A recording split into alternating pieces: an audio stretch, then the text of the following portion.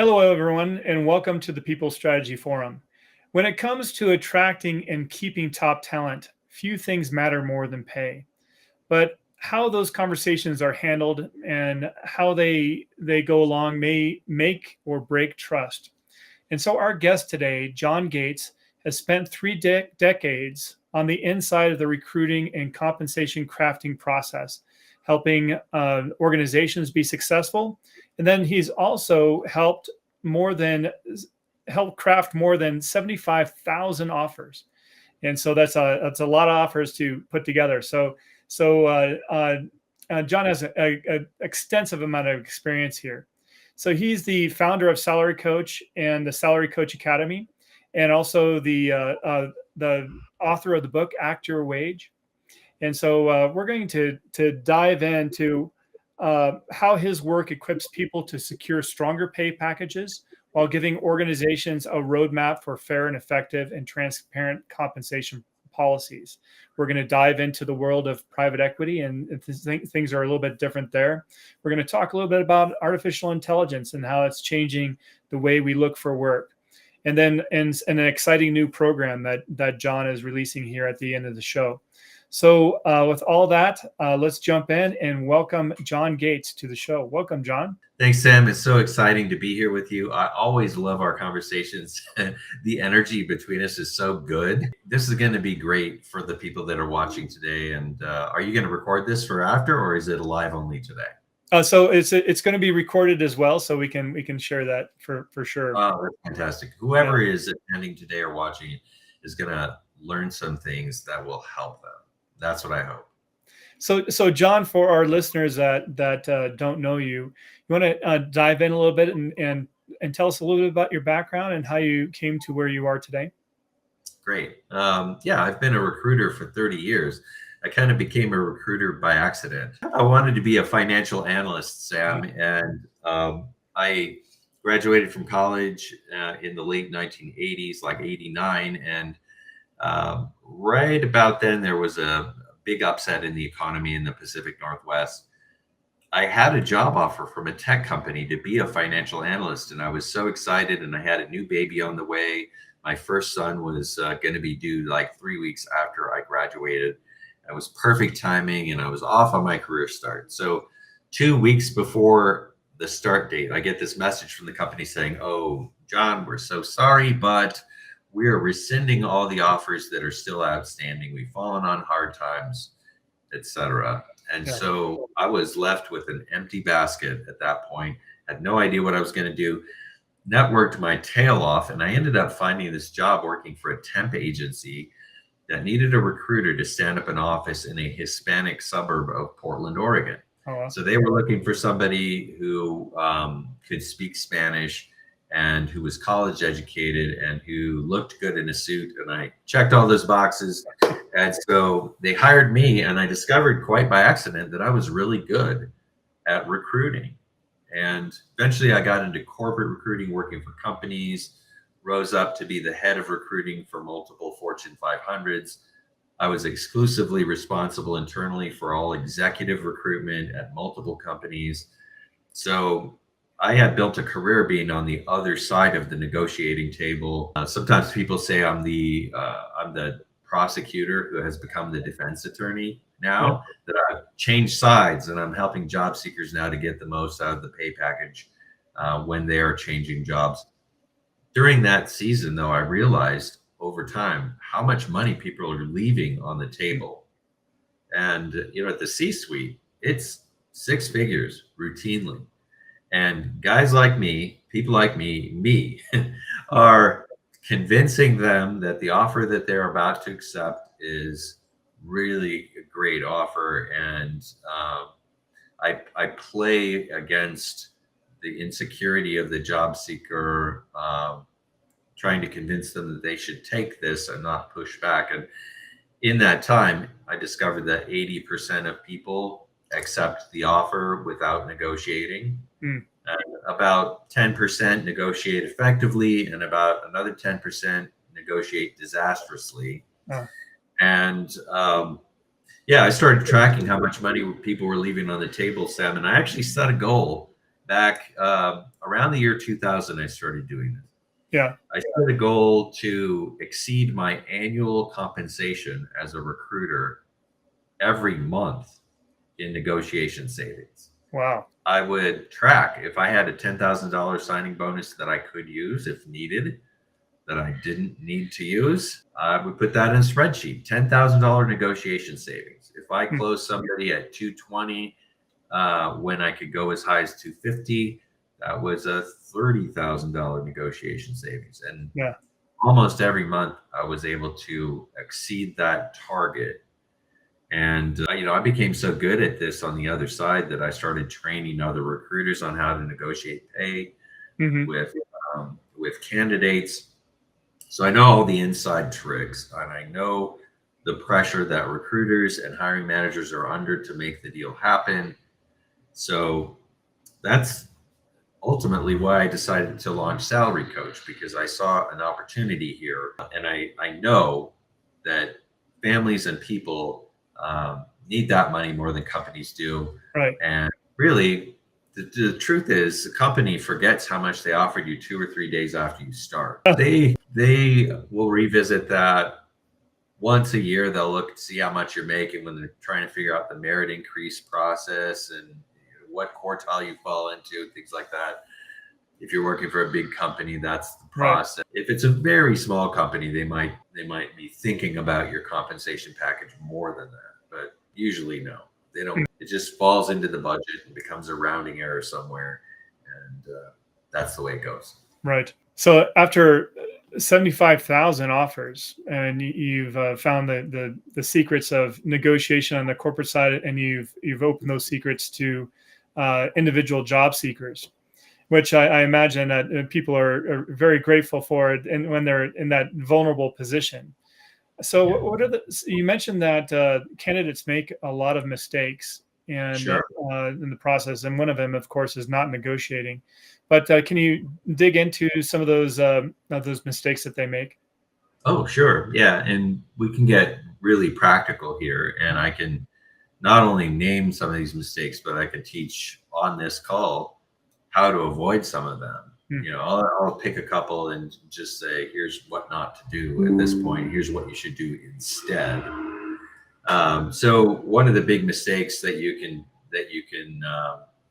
do in the application process, like when you're applying, the application says what's your pay expectation, and you're going to have to put something into the box.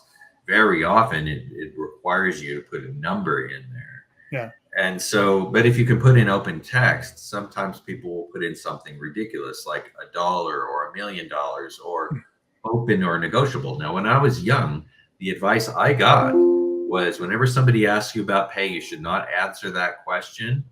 You should defer until later. You should say, well, I'm open or I'm negotiable. That was the advice. And in my years as a recruiter, I can tell you that is terrible advice. And this is why.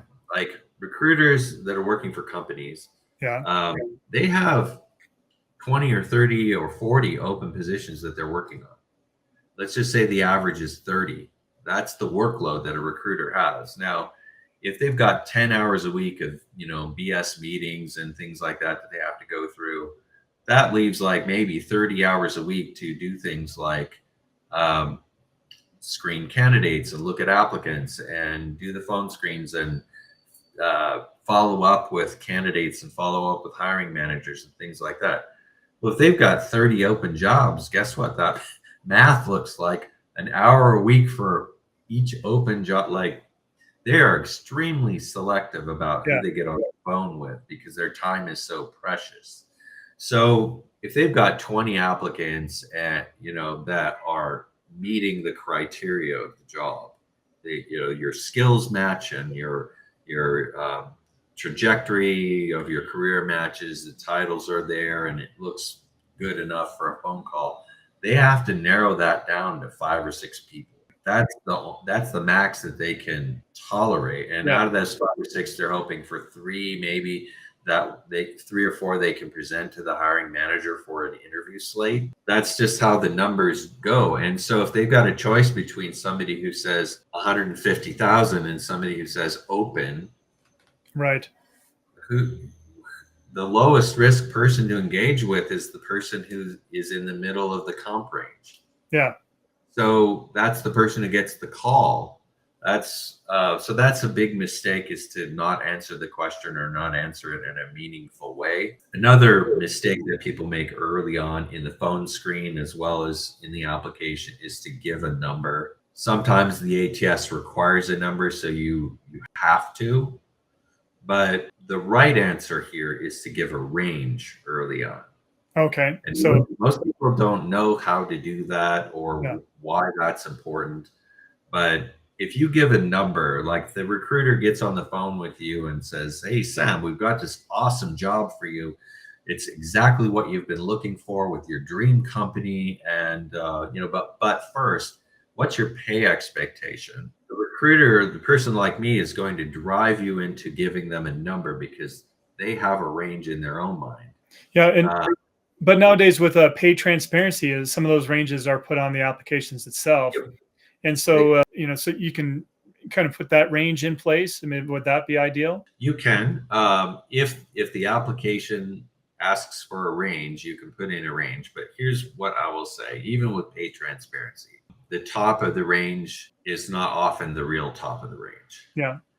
It depends on the way the law is stated and things like that. And there might even be a level above that is available. So maybe they're hiring a software engineer, but if you had the right skills, maybe they could upgrade it to a senior software engineer, or director to senior director, or something like that. There could be a title move or a grade move that they don't advertise, that's not there. Yeah. And so you don't want to say the range you've offered is okay with me. You don't want to mirror their range. What you want is to have your range overlap theirs, so that the bottom of your range is somewhere inside theirs and the top of your range is somewhere over the top of theirs. Yeah. And that leaves you room to grab that money just in case it's there. If it's not there, if the top of the range really is the top, like, that doesn't hurt you any. But that's the best strategy to pursue in the phone screen, is to land on a range. And if that range is not advertised in the phone screen, when that question comes at you, this is going to be a helpful tip for people if they are unsure how to navigate these things. Recruiters pushing you for a number because that's what's easiest for them. Is your number inside the range, yes or no? Right. If it is, then they think they can get you, and that's the box they need to check to move you forward in the process. So that's why it's easy for them. If you give them a number, they're going to write that number on your application, and they're going to say, "Well, Sam says we can get him for $200,000." And guess what? That's what the offer is going to be, even if you show them you're worth a lot more in the interview. Yeah, but the thing is that even when you're applying, you don't know what the benefits or the work-life details of that organization until you go through that process. And so it's like, maybe I put something too low on my original application after hearing I only get 2 weeks of vacation a year.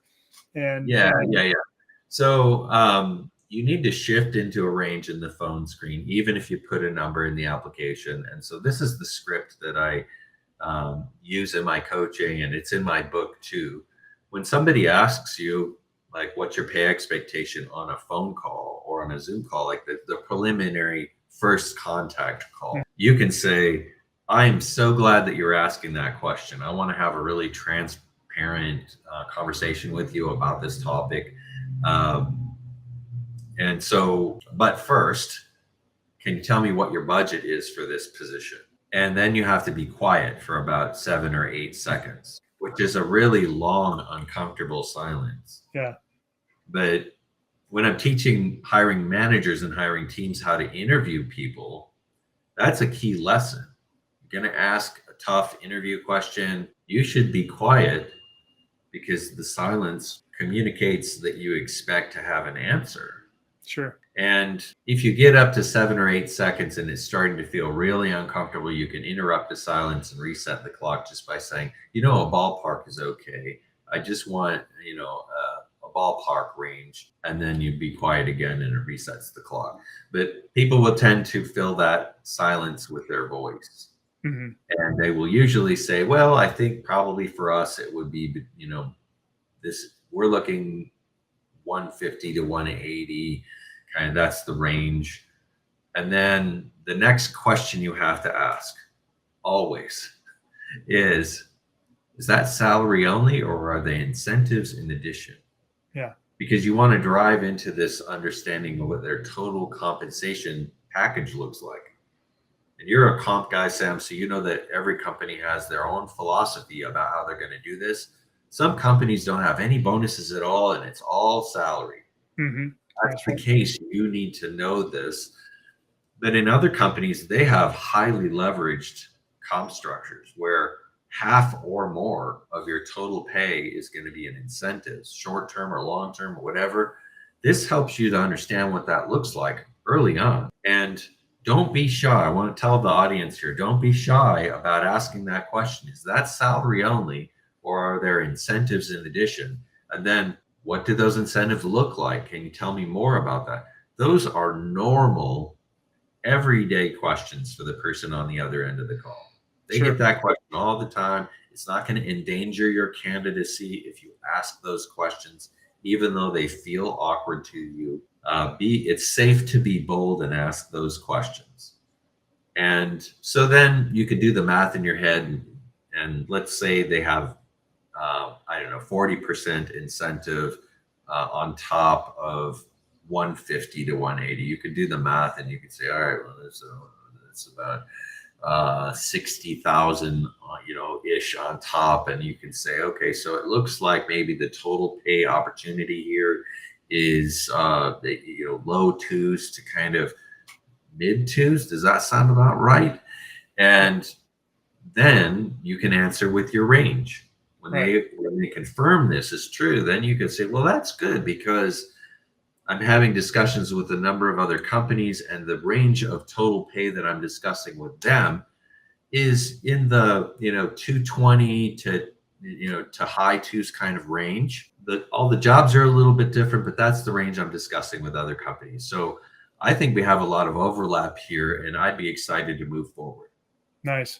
So the reason I use this particular script is it gives you that room above the top of the range to move into if it's available.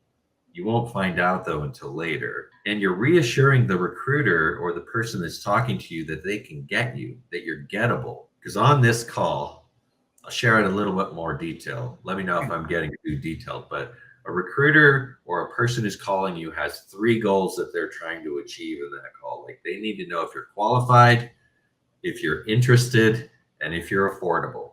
Yeah. And the pay questions are about affordable. That means, can I get you?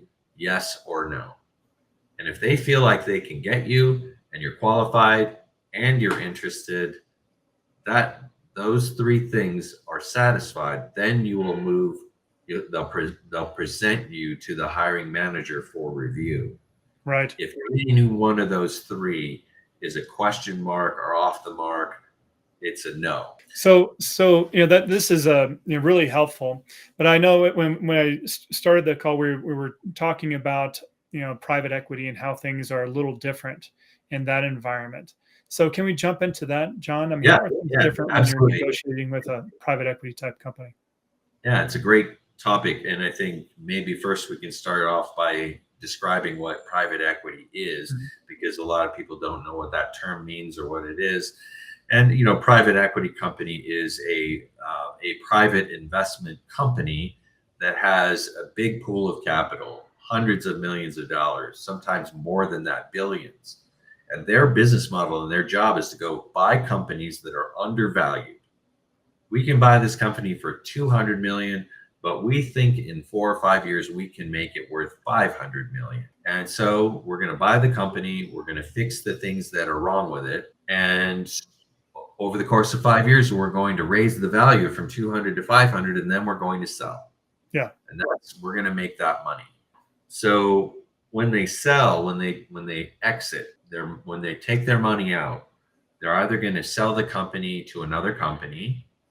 They're going to look at the products or how the company is built. They might sell this product line to company A and that product line to company B. Maybe that's the way they're going to make more money, or they're going to do an IPO, They could do that. They could take the company public. They could do an IPO and get retail investors and institutional investors to come buy the ownership position of the company, and then they can exit. So if you're interviewing with a company that is owned by a private equity firm, you need to be very aware that they have an exit strategy. And the usual holding period is 3 to 5 years. So if the PE company has owned it for 2 years already, next year they might be selling the business. Yeah. And you need to be very, very careful here, because especially if you're in a senior level job or you're in a staff function like IT or HR or supply chain, or one of these things that will be duplicated in a new ownership structure. When one company buys another, sometimes they do that to say, we want the product, we want the IPO, we don't need the corporate functions because we already have those. Right.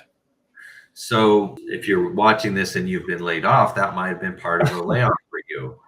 So be aware of that. And you need, when you're negotiating with a company like that, you need to use that risk as leverage.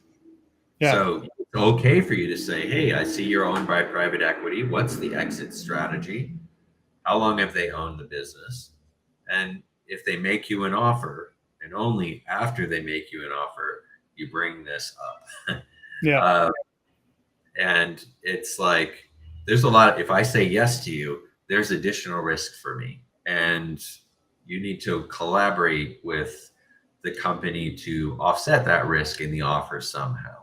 It might be an equity position that activates when there's a change of control, maybe a bonus that gets paid out at point of sale if the valuation rises to a certain level. And the more your job directly influences the valuation, the better the better your leverage is. So let's say, for example, you're interviewing for a company and the sales have flatlined.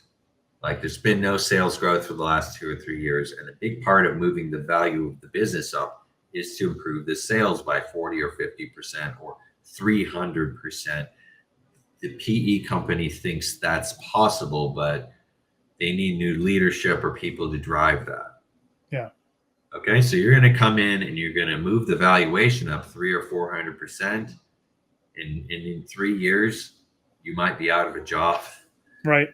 You need a golden parachute at that point. You're going to be making them millions of dollars, and you can ask for a piece of the pie. Yeah. So the bottom line, and I've worked with a lot of private equity companies myself, and and what I know about them is that because they are turning around an organization or making them more efficient or improving their assets, they're very cost conscious. They're trying to squeeze the costs, and they're trying to improve the operations and so forth. And there's a lot of things that are working against you as a candidate. And then also, as you mentioned, there is a high degree of risk. I mean, it could be only a 2 to 3 year journey for you, and depending on how things unfold with the company, and nobody knows. Nobody knows what the future holds. You kind of have to treat it like a startup. A lot of startups fail, and startups are cash poor for some of the same reasons that PE company ownership, portfolio companies are cash poor. The PE company is stingy about that.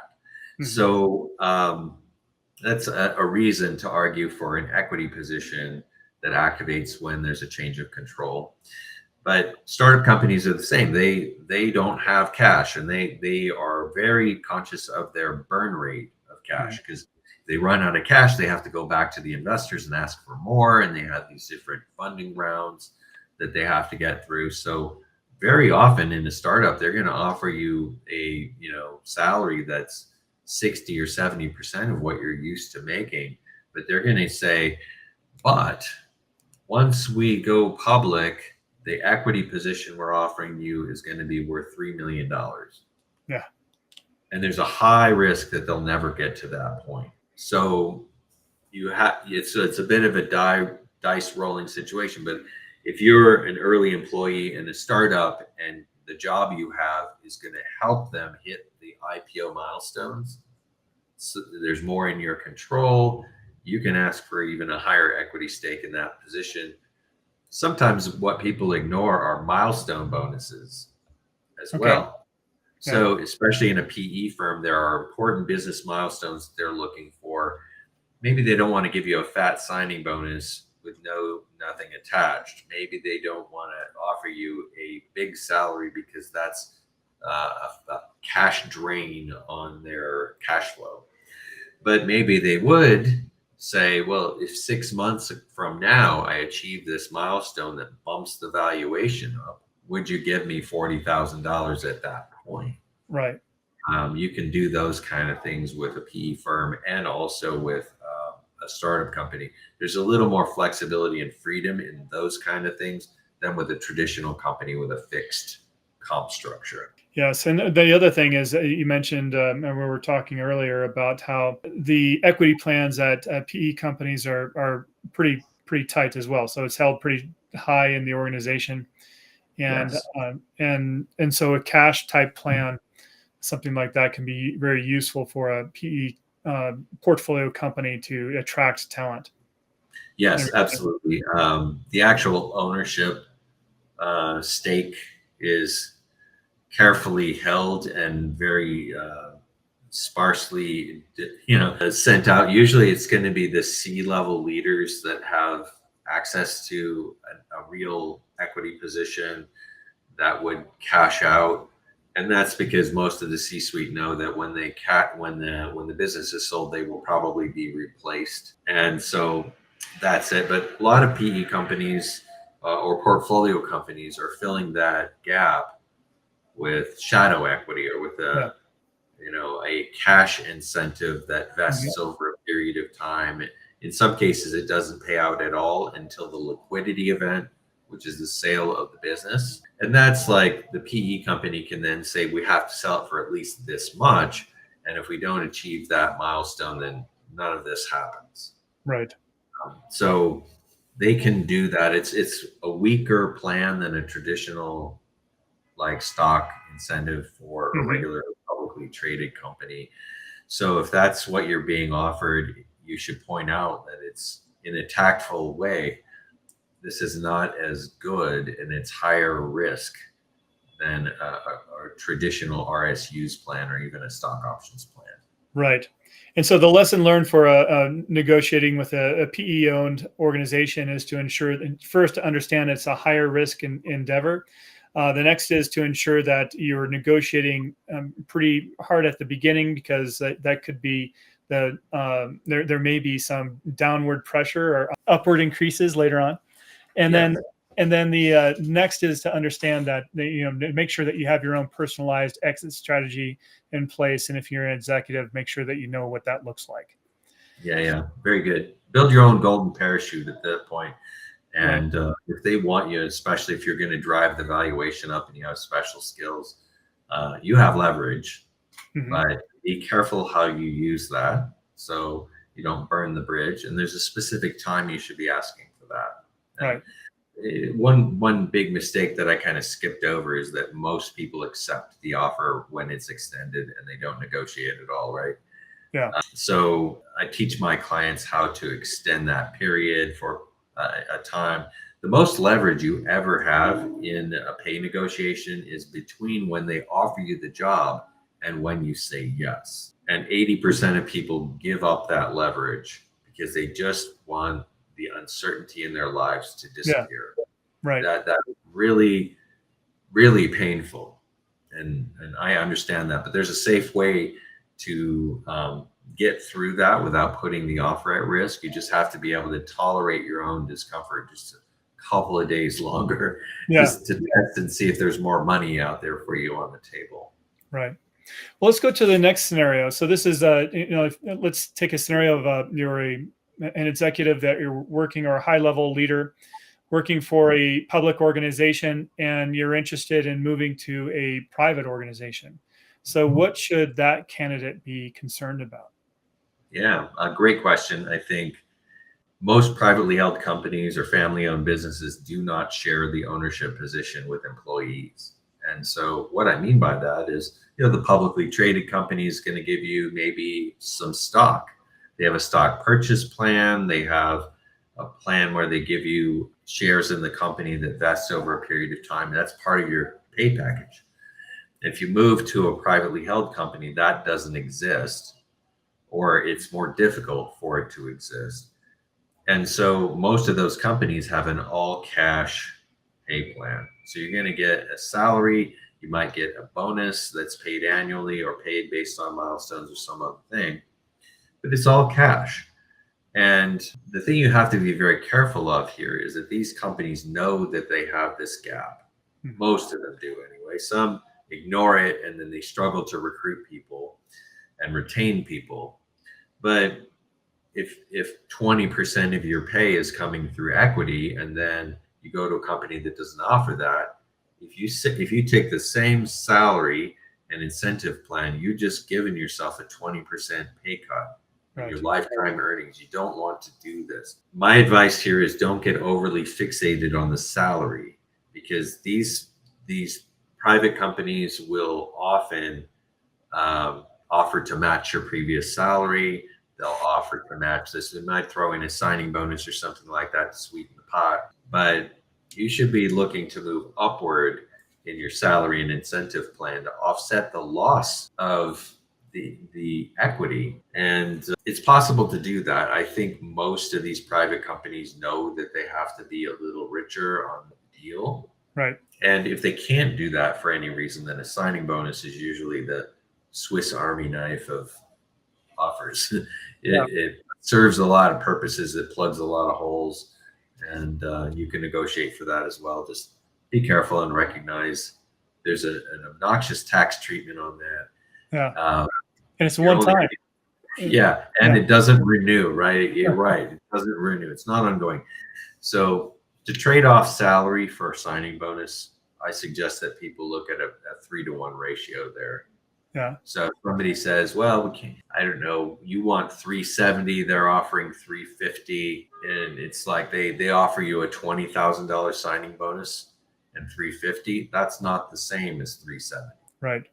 And so you're saying that you should 3x that. You should. That should be your initial target. You can say, well, I'd make that trade, but you and I both know that this is one time and salary is ongoing. Plus salary flows through to 401k and the bonus calculation and a lot of other things, future raises. So yeah, I would 3x that. Imagining that the tenure you're going to have there would be at least 3 years. Most companies will balk at that, so that leads you to a compromise of, well, okay, well, how about we move the salary up just a little bit more? If you understand that's the formula, what makes you comfortable? You can move the salary up 5,000 and take 15K out of the signing bonus. I would do that. You have to have a collaborative style to get these things done safely. Sure. All right. So let's move on to just the current status of the job market. I mean, it's, as right now, in the past few years, the job market's been a little soft. And how is that related to current technologies and things that are going on right now in the marketplace? Thanks, Sam. Yeah, it's not just a little soft, it's very soft in many, many sectors. There have been lots of tech layoffs, and that has bled through the entire supply chain of civilization. The emergence of AI is really damaging the job market right now for a variety of reasons. Like, it's hurting the recruiting process. Because now there are AI tools that can apply on behalf of candidates. And that means instead of applying for 5 jobs a day, you can apply to 500 jobs a day. The AI does it for you. And on the other end of that, speaking as a recruiter, I wake up after posting the job yesterday to 500 applications today. I don't have the time to sift through all of that. So I either need more staff or I need AI tools on my end to look at the pile. Nobody likes that idea. It's not a fun idea to have AI evaluating you as a candidate. Right. So the market is very soft, and especially for leaders right now that are in between, it's something to be very concerned about.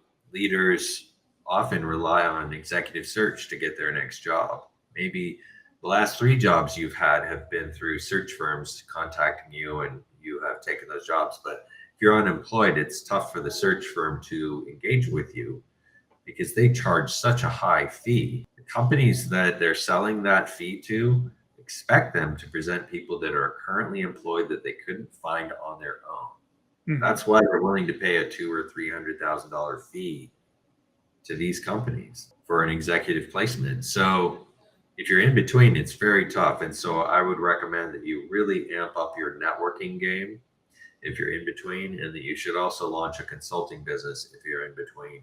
Consulting gigs often result in job offers. Yeah. I'd say about 20% of the time when I'm on the inside of a company, a requisition gets approved and the manager brings me the rec and says, we don't need to have our usual kickoff call.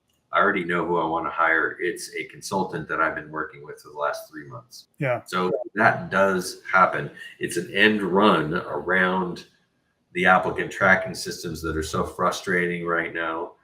And networking sometimes can land you at the top of the stack if you can get the right introduction at the right time. Yeah. That's the strategy you should pursue. Yeah, and I can vouch for that because I've had some of my best consultants have worked for some of my most favorite clients. They end up getting hired.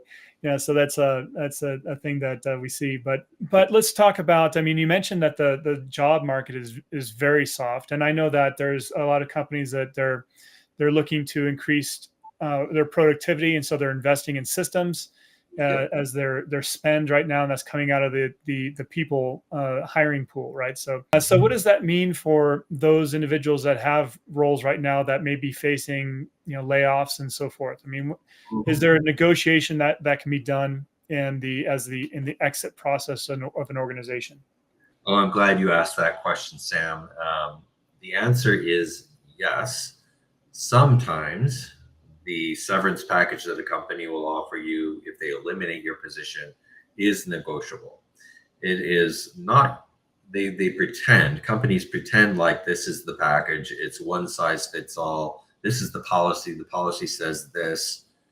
But in reality, all of that, the policy, the money they're giving you, is an exchange for a release that you're going to sign that says you're not going to pursue them in court for any reason. You're releasing them. In order to get the money, you have to sign that release. And every individual person has a different risk profile to the company. So this is all about risk avoidance for them. It's not about being a nice guy. It's not about being kind to the people. They might tell you, we want to help you in the transition. What they really want is to help themselves not get sued or not get tangled up in court and have to defend themselves. The cost of defending an employment-based lawsuit is very high for them. They know this, so they're buying themselves out of that risk. So if you are in a position where you are higher than normal risk for them, that gives you leverage to get more. And I'll give you an example from my own personal life. My last corporate role, my position was eliminated. It was going to be combined with another role and things like that. And I was in my 50s at that time, mid 50s. And I said, I relocated to this small town to take this position at personal expense. You didn't offer me a relocation plan, but I wanted to be here, so I did that. And because I have the biggest job of its kind in this community, I will likely have to relocate again at great personal expense. And at my age, it's going to take me longer to get the next job. And so I didn't say I'm going to sue you for age discrimination. They, in fact, combined my role in the head of talent management into a bigger position and gave it to a person 10 years younger than I am. So that's just like, at my age, it's going to take me longer. The HR people I'm talking to knows what they know that represents risk that they want no part of. And so what I'm trying to do, though, is give them the reasons to give me more. And these are the reasons why I think I should have a better severance plan, or let's work on this to make this mutually agreed separation more comfortable for me. And you don't have to threaten to sue at all. You can if you want to, but usually they give you a short time frame. Like it varies by state because state law requires certain things, but it might give you 7 days to decide if you want this. You're going to sign the release, and after that, the offer goes away. But just keep that in mind. There might be some leverage here for you, and you can. People often do modify these agreements on a case-by-case basis. Okay. And usually, if they modify the agreement for you, and it's a large layoff, and they're laying off a bunch of other people, part of the release now will be you agree to not say anything about the terms of your separation to anybody. Yeah. They don't want you to tell everybody else that you got something extra, or there will be a line of people outside HR's door. Yeah. So one thing you mentioned, John, I mean, if you are let go in a this soft job market, and you mentioned that a lot of the recruiting firms that are out there, like people that are already that are currently employed, and that it might be a good opportunity to create your own consulting business. Yeah. How does that increase your worth as a candidate? Yeah, well, I think it does on a number of fronts. First, it makes you feel when you have clients and you're making money that you're a little less desperate, and you can be a little more choosy about the next thing. But I think that's the way you should come across when a recruiter calls you and you're doing your own consulting business and stuff like that. You can tell that recruiter that you're at a place, you've launched a consulting business. It's building momentum. You're really enjoying what you're doing, and you want to be very selective about your next corporate role. You're interested in returning to the corporate world for the right opportunity, but you're in a position now where you can be very selective about the next opportunity.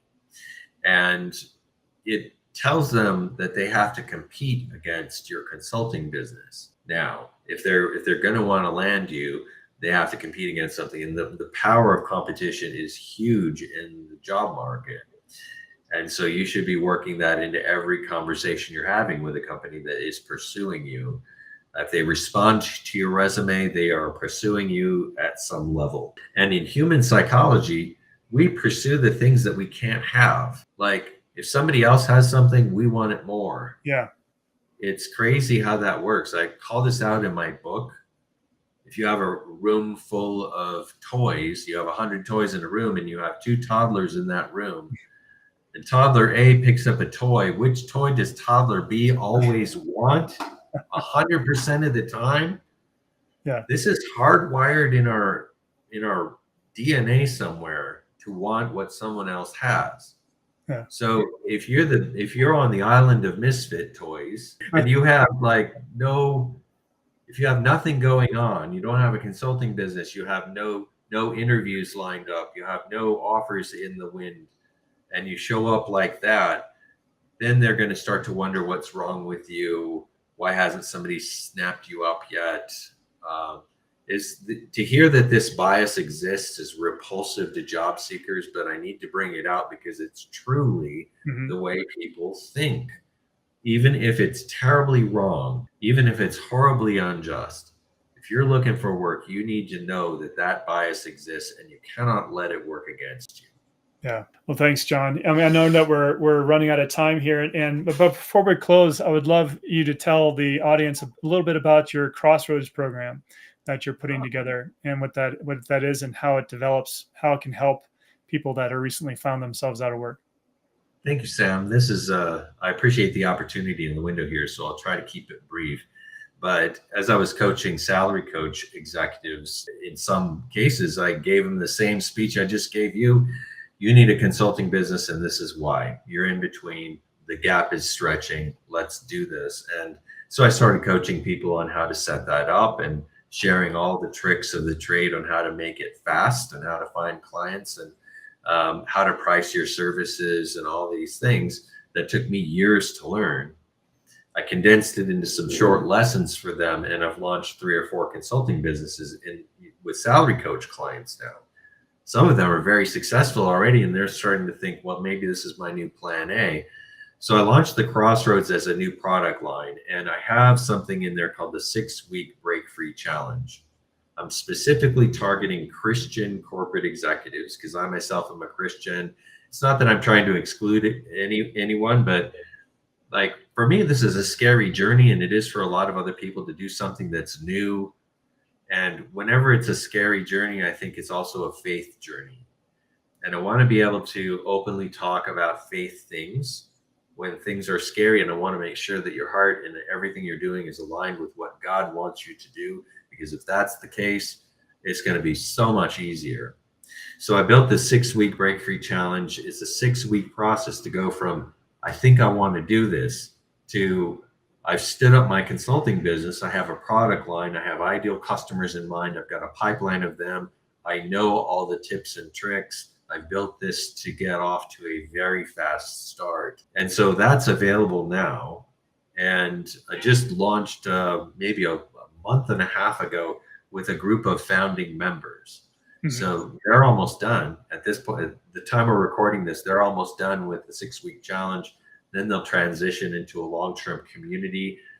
As more people go through this, there's going to be a growing community of Christian entrepreneurs that can work together and even collaborate. They can refer each other into work. It's going to be a great synergy as it grows, and I'm super excited about it. So if there's anybody listening to this that wants to learn about that, hit me up and I'll tell you all about it. And how should they do that there, John? What's the best way to contact you? Best way to reach out to me if you need help on any of the topics that we've talked about today is through email, which is john@salary.coach. It's a little bit different, john@salary.coach. That gets to me immediately. Perfect. Now, what I have to say here, and just in closing, John, I love the idea of this Crossroads program and how you're building in faith into the equation. Because what I typically find with when people are out of work, when they first lose their job, they have that sense of desperation. I have this huge gap in my budget that I got to figure out how to, fill in the near term. And so they have this sense of desperation. They're thinking about themselves. The same thing with it happens with consultants that are desperate. They're thinking about, I need to win that next piece of business. They're thinking about themselves. But one thing that faith brings us in Christianity is that the perspective of giving, and it changes that mindset that, I'm doing this for a different reason. And yes, I need to survive, of course, but I also want to ensure I'm giving and doing this for the right reasons when I'm helping someone. So I think that constant reminder of why I'm actually doing this is an important way that sets those entrepreneurs apart. Absolutely. And if I could just add one more thought here along those lines, Sam, I love that you said that because it's true. Imagine your dream customer is praying for a solution because they're in a lot of pain and anxiety. They have a problem they don't know how to solve, but you know how to solve that. And when you reach out to them, you're the answer to their prayers. Literally, that's how God wants to activate this in the world. And so if you approach business from that kind of Christian mindset, if you have that faith foundation and that's the way you see the world, it makes business development easier. It makes finding the people that want to work with you easier. It's just easier all around. That doesn't mean you have to work with Christians as customers, but you are the solution to their pain when you're a consultant. Great. Well, thank you, John. It's been a great conversation, and I'm confident that our listeners have learned a lot during this.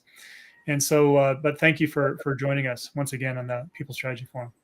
Thank you, Sam. It has been a great pleasure. As always, I love talking to you. You're so great to speak with, and your knowledge on the comp topics and everything that you do is absolutely top shelf. I appreciate you as a partner too. Thank you. Great. Thanks, John. And for all those listening, we'll catch you next week on the People Strategy Forum. So take care, everyone. Right. Bye.